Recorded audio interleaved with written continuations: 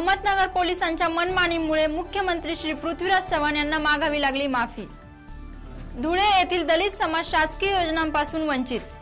अपंग विद्यार्थ्यांकडून पोलीस स्टेशनमध्ये रक्षाबंधनाचा कार्यक्रम साजरा। उस्मानाबाद डीसीसी बँकसाठी मनसेचं आंदोलन। नमस्कार, मी Ashwini. Time TV Maharashtra news bulletin मध्ये आपलं स्वागत। पाहूया सविस्तर वृत्त। अहमदनगर जिल्ह्यात मुख्यमंत्री श्री पृथ्वीराज चव्हाण पणन महामंडळाच्या कार्यक्रमास येण्याअगोदर निळवंडे कृती समितीचे कार्यकर्ते सभेच्या मंडपात बसले म्हणून कार्यकर्त्यांवर पोलिसांनी अमानुष मारहाण केली। अहमदनगर जिल्ह्यात राहाता तालुक्यातील खडकेवाके गावात पणन महामंडळाच्या कार्यक्रमाअगोदर निळवंडे कृती समितीचे कार्यकर्ते सभेच्या मंडपात बसले म्हणून पोलिसांनी ठराविक कार्यकर्त्यांना मंडपातून बाहेर काढण्यासाठी बळाचा वापर करत अमानुष मारहाण केली। निळवंडे कृती समितीच्या कार्यकर्त्यांवर केलेल्या या मारहाणीबद्दल मुख्यमंत्री श्री पृथ्वीराज चव्हाण यांना समजताच त्यांनी कार्यकर्त्यांची माफी मागितली। परंतु आता या अमानुष मारहाण करणाऱ्या पोलिसांवर कारवाई होणार का, हा प्रश्न नागरिकांसमोर उभा आहे। धुळे तालुक्यातील गोताणे येथील दलित समाज शासकीय योजनांपासून वंचित असून दलित समाजातर्फे जिल्हाधिकारी यांना निवेदन देण्यात आले आहे। धुळे तालुक्यातील गोताणे येथील दलित समाज गेल्या कित्येक वर्षापासून शासकीय योजनांपासून वंचित असल्यामुळे रिपब्लिकन पार्टी व गोताणे दलित समाजातर्फे जिल्हाधिकारी यांना निवेदन देण्यात आले। परंतु दलित समाजास रमाबाई घरकुल योजना, इंदिरा आवास योजना मार्फत अद्याप तरी घरे मिळाली नसून रेशन कार्डवर अंत्योदय योजनेतून धान्यही मिळत नाही इत्यादी अनेक तक्रारी निवेदनात करण्यात आल्या आहेत। रिपब्लिकन पार्टी ऑफ इंडियाचा राष्ट्रीय आज गोताणे तालुका धुळे या गावातील दलित महिला, पुरुष, मुलं हे आपल्या मागण्यांसाठी कलेक्टर कचेरीवर मोर्चाने आलेले आहेत आणि गेल्या स्वातंत्र्यानंतर या गावामध्ये दलितांसाठी असणाऱ्या ज्या या योजना आहेत या योजनेचा आज आवडेतो एकही फायदा, एकही योजना त्यांच्यापर्यंत पोहोचली नाही। मी या ठिकाणी मुद्दाम सांगू इच्छितो की हा प्रश्न आमच्या कानावर पडल्याबरोबर आम्ही त्या सर्व लोकांना एकत्रित बोलून संघटितरित्या हा प्रश्न कलेक्टर ऑफिसच्या समोर मांडावा, कलेक्टर साहेबांना मांडावा म्हणून आम्ही या ठिकाणी आलो। वाघोली येथील अपंग विद्यार्थ्यांनी जनतेचे रक्षण करणाऱ्या सर्व पोलीस अधिकारी व कर्मचाऱ्यांना राख्या बांधून रक्षाबंधनाचा कार्यक्रम उत्साहात साजरा केला। रक्षाबंधन या दिवशी सर्वच बहिणी आपल्या भावाला राख्या बांधून ओवाळणी हक्काने मागतात।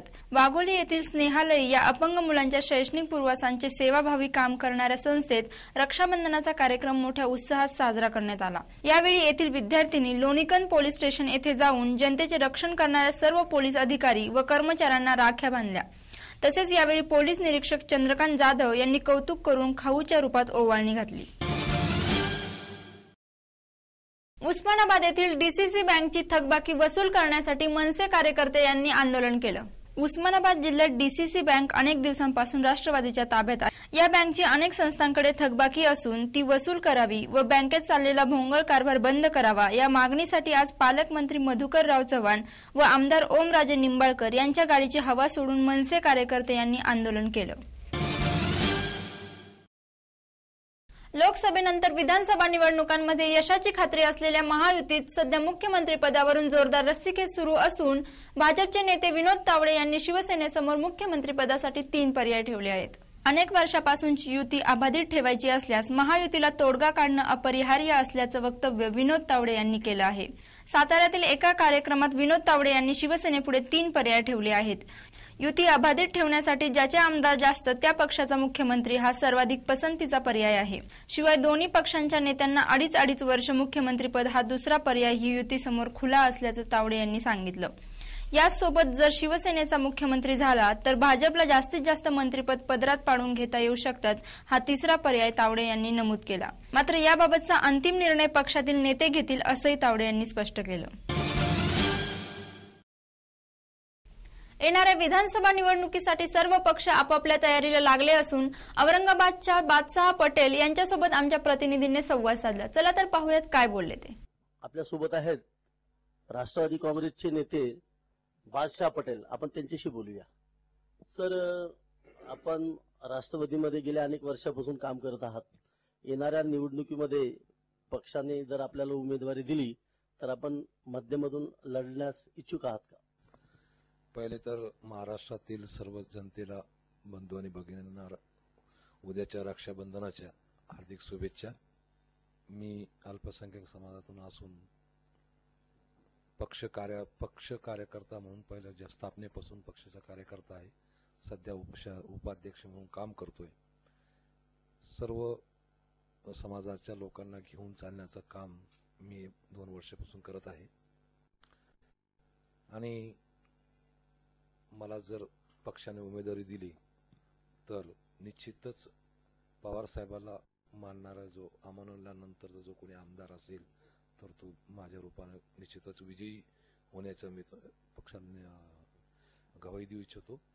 पक्षाने माझ्या कार्याची, माझ्या शैक्षणिक संस्था गेल्या 20 वर्षापासून मी विविध शैक्षणिक संस्थांच्या माध्यमातून पक्षाचं काम करत आहे आणि माननीय पवार साहेबांच्या विचारांची जे घडण आहे ती जनतेपर्यंत पोहोचण्याचं काम करतोय.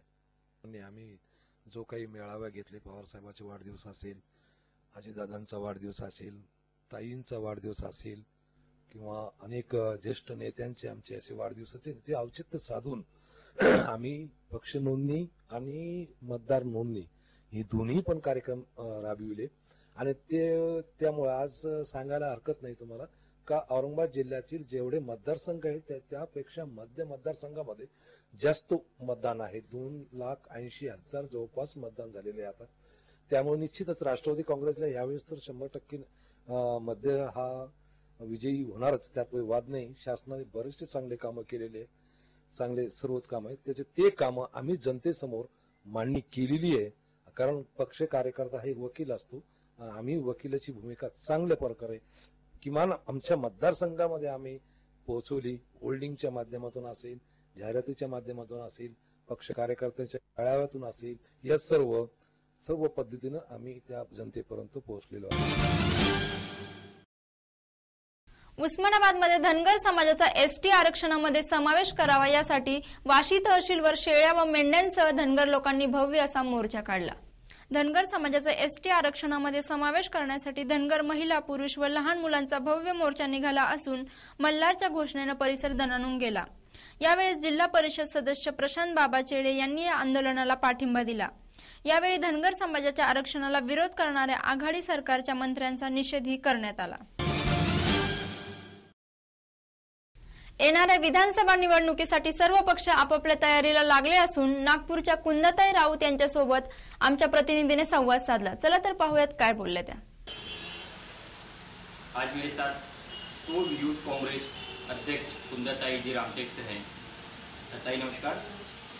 जैसा कि आज लोकसभा चुनाव पिछले दौर अगर हम देखा जाए कांग्रेस का तो बहुत ही मेरे मानने से बहुत ही वो रहा होगा, बहुत ही कि बिल्कुल हार जो महसूस हुई. कभी हम कांग्रेस पार्टी ने ये नहीं सोचा था कि लोकसभा में हम इतने हारेंगे, वोटों से हारेंगे. नागपुर की बात ले लिया जाए, रामटेक की बात ले लिया जाए, उस हार को देखते हुए मद्देनजर अभी विधानसभा में यूथ कांग्रेस की तरफ से क्या क्या तैयारियां चालू है? देखिए, वो जो हार हुई लोकसभा में वो तो मतलब एक जो बीजेपी जो अदर पार्टी है उन्होंने ऐसा मीडिया के थ्रू इतना लोगों तक कांग्रेस के खिलाफ जहर बोला था. लेकिन आज हमारे जो राहुल जी गांधी हमारी यूथ के जो नेता हैं और पार्टी के नेता हैं, उनके जरिए हम यूथ कांग्रेस को मजबूत करने की कोशिश कर रहे हो. और यूथ हमारा हर घर में आज विधानसभा के लिए हर घर में पहुंच रहा है और वो चाहता है कि हमारे पार्टी ने जो काम किए हैं और वो काम लोगों तक पहुंच रहे या नहीं पहुंच रहे उसकी वो जानकारी दे रहा है. और नहीं पहुंचे तो वो वहाँ तक पहुँचाने की कोशिश कर रहे हैं. हर तरीके से कोशिश की जा रही है. तो उसके बाद आज अपने को क्या लगता है, जितने अपने ट्रेंड महाराष्ट्र को ले लिया जाए, महाराष्ट्र में अगर कांग्रेस पार्टी की बात किया जाए तो बहुत सालों से आज कांग्रेस का कब्जा है. उसके बाद आज जैसे 21 तारीख को नरेंद्र मोदी जी का नागपुर पे आगमन है और वही मेट्रो ट्रेन जिसको कांग्रेस ने बताया था आज वो उसका उद्घाटन कर रहे हैं. उसके विषय को लेकर क्या बोलेंगे? देखिए, अभी कांग्रेस ने जो योजनाएं लाई थी, अब उनकी सत्ता आई है तो नेचुरल वो तो उद्घाटन करेंगे ही. लेकिन हमारी जनता है वो बहुत मतलब एजुकेटेड है और वो समझदार है कि एक 4 महीने में कोई नरेंद्र मोदी जी ने मेट्रो नागपुर के लिए नहीं लाई. ये तो कांग्रेस पार्टी की देन है. और वो लोग जानते हैं। अगर वो उद्घाटन कर रहे हैं इसका मतलब उनको श्रेय जा रहा है, ऐसा नहीं है। लोग जानते हैं कि ये कांग्रेस पार्टी ने लाया हुआ एक मेट्रो का मतलब योजना है, तो लोगों को बताने की मुझे नहीं लगता जरूरत है। क्या लगता है कि सब सारी चीज़ों को मद्देनजर रखते हुए महाराष्ट्र में कांग्रेस की सरकार फिर से बनेगी? जरूर बनेगी, क्योंकि लोगों ने देखा है पूरे देश में नरेंद्र जी मोदी ने जो बोला था कि मैं 90 दिन में और मैं 1 महीने में 30 दिन में ये करूँगा वो करूँगा, लेकिन आज आप लोगों ने भी देखा है कि वो एक महंगाई नहीं कम कर सके। मतलब एक रोज़ के दिन ब दिन पेट्रोल के बोलो या सब्जियों के हर इसके भाव वो बढ़ाते जा रहे। तो इन लोगों को पता चल गया कि इन लोग मत से बोलने वाले हैं, तो करने वालों में से नहीं है। तो ये जो विधानसभा के लिए है तो लोग अच्छी तरह जान चुके हैं। तो आने वाली जो विधानसभा महाराष्ट्र की है, तो मेरा तो कॉन्फिडेंस है कि हमारी कांग्रेस की विधानसभा। जैसा कि कुंदन जी ने अभी बताया कि आज कांग्रेस की सारी चीज़ें जो इजाद की गई थी उनको प्रोजेक्ट को सामने लाया गया, लेकिन आज उनकी सत्ता होने के साथ वो उद्घाटन ज़रूर करेंगे, लेकिन हमारी जो जनता है वो बहुत अच्छे तरीके से ये जानती है कि ये सब सारी चीज़ें किसके है और कौन कर रहा है। आगे भी आप देखते रहिए time TV Maharashtra news Nagpur. LBT आणि टॅक्सच्या विरोधात पेट्रोल पंप चालक आणि मालक संघटनांनी आज पेट्रोल पंप बंद पुकारण्यात आला आहे। त्यामुळे मुंबई वगळता राज्यभरातले पेट्रोल पंप आज 24 तास बंद राहणार आहेत। सरकारच्या एलबीटी आणि वाढीव टॅक्समुळे ग्राहकांना 2 ते 5 रुपयांपर्यंत जादा दराने पेट्रोल व डिझेल खरेदी करावे लागते। वाढीव किमतीमुळे पेट्रोल डिझेलचा खप कमी झाल्याने पेट्रोल पंपाचा मालक धोक्यात आला असल्याचे असोसिएशनचे म्हणणे आहे। या पार्श्वभूमीवर सरकारचे लक्ष वेधण्यासाठी आज सकाळी 6 पासून 24 तासांसाठी लाक्षणिक बंद पुकारण्यात आला आहे। तसेच आगामी काळात बेमुदत बंदचा इशाराही असोसिएशनतर्फे दिला आहे। त्यामुळे मुंबई वगळता राज्यभरातले पेट्रोल पंप आज 24 तास बंद राहणार आहेत। वाशिम येथे 2012 नंतर वीज कोटेशन भरलेल्या कृषी पंपासाठी वीज कनेक्शन मिळणार असल्याने मतदारसंघ व जिल्ह्यातील वंचित असलेल्या 4500 शेतकऱ्यांना दिलासा मिळाला असून शेतकऱ्यांचे प्रश्न मार्गी लागल्याचे समाधान मिळाले असे मत आमदार लखन मलिक यांनी व्यक्त केले। आणि आज वेळ झाली इथेच थांबण्याची। तुम्ही पाहत राहा टाइम टीव्ही महाराष्ट्र न्यूज, अचूक वेळ खरी गोष्ट। नमस्कार।